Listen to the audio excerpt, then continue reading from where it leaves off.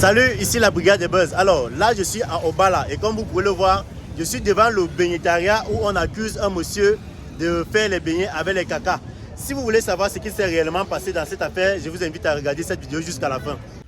Bonjour à tous, j'espère que vous allez bien. Alors, affaire du monsieur qu'on soupçonne de faire les beignets avec les caca à Obala. Si vous voulez savoir ce qui s'est réellement passé, je vous invite non seulement à regarder cette vidéo jusqu'à la fin, mais aussi à la partager au maximum pour permettre à tous ceux qui ont besoin d'informations, tous ceux qui ont soif d'informations, tous ceux qui ont besoin de savoir ce qui s'est réellement passé par rapport à cette affaire, puissent venir prendre la bonne information. Parce que là, je suis à Obala. J'ai fait le déplacement jusqu'ici pour venir non seulement voir le baignetariat en question, et aussi essayer de parler avec les gens qui sont tout autour pour savoir ce qui s'est réellement passé. Heureusement pour moi aussi, je suis allé jusqu'à la brigade parce que comme vous pouvez le voir là, le baignetariat en question a été scellé par la brigade de Bala, par le commandant de brigade de Bala. Et je suis allé jusqu'à voir le commandant de brigade avec qui j'ai eu un entretien d'environ une demi-heure. Il a essayé de m'expliquer ce qui s'est passé, comment est-ce qu'on a interpellé le monsieur, ce qu'on a trouvé en train de faire. Donc, je vais vous dire ce qui s'est passé, enfin la version officielle de la gendarmerie, de la brigade de Bala. Voilà. Donc, ce qui s'est passé, c'est que le monsieur avait l'habitude de faire ses beignets, d'aller au petit matin. Donc, vous savez, comme tout le monde qui a un petit commerce, ils vont le grand matin, aux environs de 5h, 5h30, 6h, pour commencer le commerce. Donc, le monsieur, ce matin-là, il s'est levé, il allait très tôt le matin pour aller commencer à frire ses beignets et à faire son haricot. Donc, il a commencé à faire ses beignets haricots, il a même commencé à vendre, jusqu'à ce qu'un client est venu. Et le client l'a vu en train de faire caca à l'intérieur de son box. Donc là où il fait les beignets, parce que c'est une maisonnette comme ça, une petite maisonnette. Et à l'intérieur, il a son matériel qui est placé là. Et le gars était accroupi là, en train de faire caca. Donc, il avait déjà eu à servir plusieurs personnes. Et malheureusement, il est tombé sur une personne qui est venue. Il a vu en train de faire ce qu'il était en train de faire, en train de déféquer. Le monsieur a fait demi-tour. Il est allé alerter la gendarmerie. Heureusement, la gendarmerie de Bala, qui a l'habitude de faire les patrouilles de nuit. Vous connaissez les patrouilles de nuit. Donc, les patrouilles de nuit étaient encore de service. Ils n'étaient pas encore rentrés. Le monsieur est donc allé alerter les gars de la patrouille pour leur dire qu'il était au baignetariat et il vient de surprendre le monsieur qui fait les beignets en train de faire caca là où il fait les beignets. Donc, ce qui veut dire que il était en train de faire les caca pour les utiliser pour ce qu'on a dit là que pratique de sorcellerie pour attirer beaucoup de monde dans son commerce. Donc, une fois que la brigade a donc été alertée, ils ont aussi appelé le renfort. C'est comme ça qu'ils sont donc arrivés. Donc, la gendarmerie est arrivée sur les lieux. Ils ont commencé à interroger le monsieur. Voilà.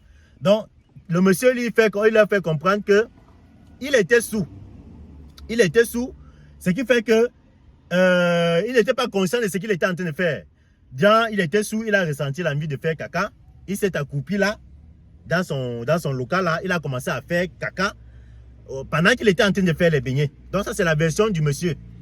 Et donc, il fait comprendre qu'il n'a pas fait exprès, c'est parce qu'il était sous, il était inconscient et tout.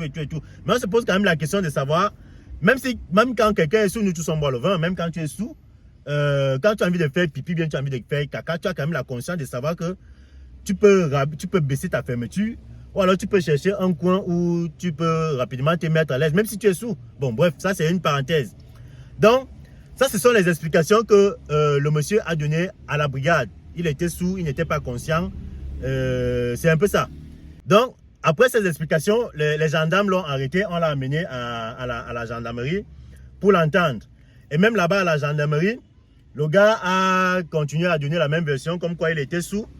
Et qu'il n'était pas conscient de ce qu'il était en train de faire. Mais les gendarmes l'ont quand même arrêté, on l'a conduit à la gendarmerie pour besoin d'enquête. Et là-bas, on l'a interrogé, le gars a continué à nier.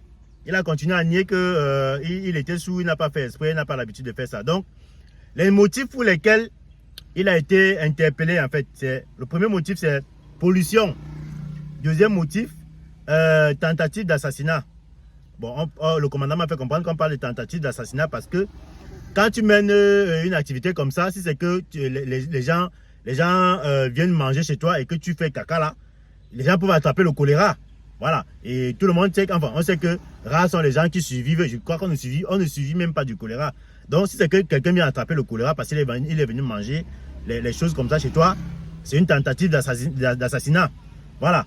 Il y a aussi l'autre motif, là, activité dangereuse, pratique de sorcellerie et empoisonnement, comme vous pouvez le voir sur le papier du scellé là. Donc, sur le papier du scellé là, c'est écrit pratique de sorcellerie et empoisonnement. Voilà. Donc, le commandant l'a cuisiné, le gars il n'a rien avoué. Jusqu'ici, aujourd'hui même, on l'a déféré à Monatélé. Donc, on l'a déféré au parquet, chez le procureur de Monatélé. Là-bas, le gars va pouvoir aller, enfin, on va le juger. Donc, c'est donc là-bas qu'on saura si vraiment le gars était conscient de ce qu'il était en train de faire. Ou alors, il n'a pas fait exprès, il était sous, comme le midi. Donc, on attend que l'affaire suive son cours. Et la justice de Bala, je veux dire de Monatélé, c'est elle qui saura nous dire ce qu'il en est exactement de cette affaire. Donc, nous allons rester à l'écoute pour savoir effectivement quelle est la vérité dans cette affaire du monsieur qui a été accusé de faire ses beignets avec les caca à Obala. Donc, je ne peux pas finir cette vidéo pour essayer aussi de sensibiliser, d'attirer l'attention des uns et des autres. Comme pour dire que, bon, on est au Cameroun, hein, ce n'est pas la première fois qu'on entend parler de ce genre de choses.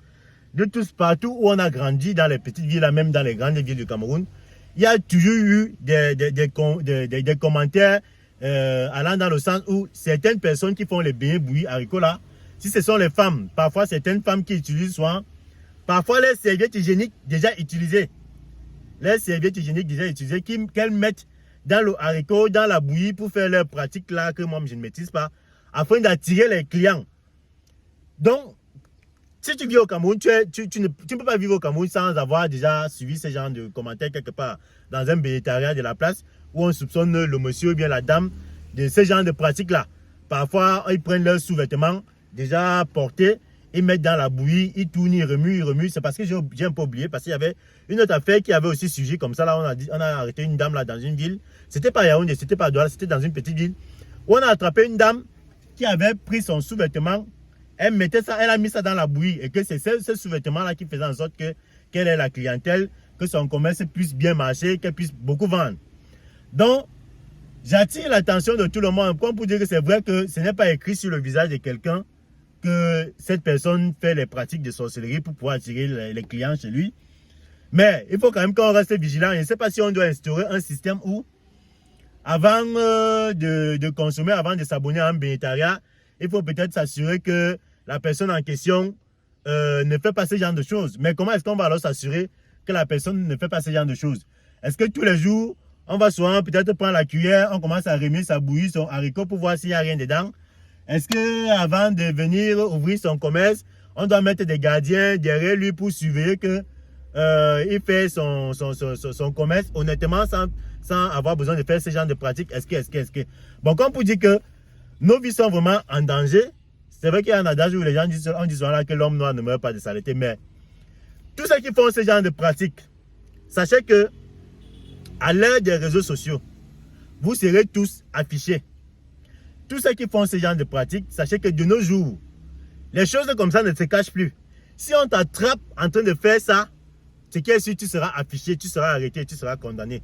Parce que le monsieur en question, le monsieur de Balala, le commandant m'a montré les photos et les vidéos. Je ne peux pas vous montrer ça ici parce que ce sont des images officielles qui servent à mener les enquêtes. Donc on exploite. Je ne peux pas aller vous les afficher. Bon, d'ailleurs, il ne me les a même pas donné.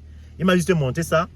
Comme pour dire que tous ceux qui font ça, sachez qu'on va souvent vous afficher. Parce que j'ai bien vu les photos là. Le gars, il a fait les gros caca comme ça là. Et c'est même pas le genre que c'était même pas la diarrhée. Hein.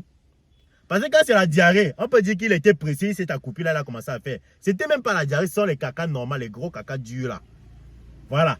Donc, ça fait quand même qu'on se pose des questions. Parce que quand c'est la diarrhée, on peut encore comprendre que si c'est la diarrhée, tu t'as coupé seulement comme ça, tu commences seulement à la faire là. Mais c'était pas la diarrhée, ça veut dire que le monsieur, il avait tout son temps de pouvoir sortir, commencer à chercher, même s'il n'y a pas les toilettes, commencer à chercher, là il y a peut-être un buisson pour se mettre à l'aise. Mais là, il ne l'a pas fait. Même si tu es sous, même quand tu es sous, mon frère, même quand je suis sous, je rentre chez moi, je vais faire caca, je pars aux toilettes, je me déshabille, je me mets à l'aise normalement. Mais ce n'était pas le cas du monsieur. Donc ça fait que On se pose quand même beaucoup de questions, malgré que lui il clame son innocence, il dit qu'il était sous. Mais on se pose quand même beaucoup de questions. Regarde, même si tu es sous, tu ne peux pas quand même le faire là. Hein? Même si tu es sous, tu auras quand même la sagesse de sortir, aller dire que bon, tu vas chercher un endroit pour te mettre à l'aise. Mais il ne l'a pas fait. Pourquoi? Donc, on se pose des questions. Voilà. Donc, comme j'ai dit tout à l'heure, l'affaire est désormais, le type a été déféré au parquet de Mona Télé. Donc, le procureur va se charger de faire le boulot. Et ce qui est sûr, on sera toujours au courant de la fin de cette histoire. Parce que beaucoup de gens, tout le monde veut savoir ce qu'il en est exactement. Parce que ce sont les gens, c'est la vie des gens qui est en danger. Ça ne se passe pas seulement à Bala. Les bénétariats, il y a les bénétariats partout au Cameroun, dans toutes les villes du Cameroun. Mais on ne sait pas, est-ce que ces gens qui ont les bénétariats là font ce genre de pratiques? Il va falloir que si c'est vraiment vrai que ce monsieur faisait ça, que son cas serve de leçon à tous ceux qui font les beignets. Parce que nous tous on mange les beignets bouillis haricots ici dehors. Il n'y a personne qui peut dire ici là qui n'a jamais été au bénétariat. Il y a même les femmes mariées qui n'arrivent pas à faire la cuisine chez elles, qui partent acheter le déjeuner pour toute leur famille, pour le mari, pour les enfants, pour les cousins, les tantines et tout et tout. Donc il y a les gens qui vivent dans les bénétariats. Il faut donc que si le cas du monsieur en question là est vraiment vrai, si c'est vraiment vrai qu'il faisait ça, tous ceux qui font ça, sachez que vous n'allez plus vous cacher pour longtemps. Qu'on va tous vous démasquer et vous traduire en justice. Voilà. En attendant, qu'est-ce qu'on va dire? Que Dieu nous protège. Tous ceux qui ont déjà eu à consommer involontairement ce genre de choses, vraiment, que Dieu nous protège. C'est ainsi que prend fin cette vidéo. On se dit donc à très bientôt pour la suite de l'affaire. Voilà. OneXBet. Inscrivez-vous en utilisant le code promo BRIGADE et bénéficiez d'un bonus de 200% lors de votre premier dépôt. Faites ensuite vos paris et gagnez facilement votre argent.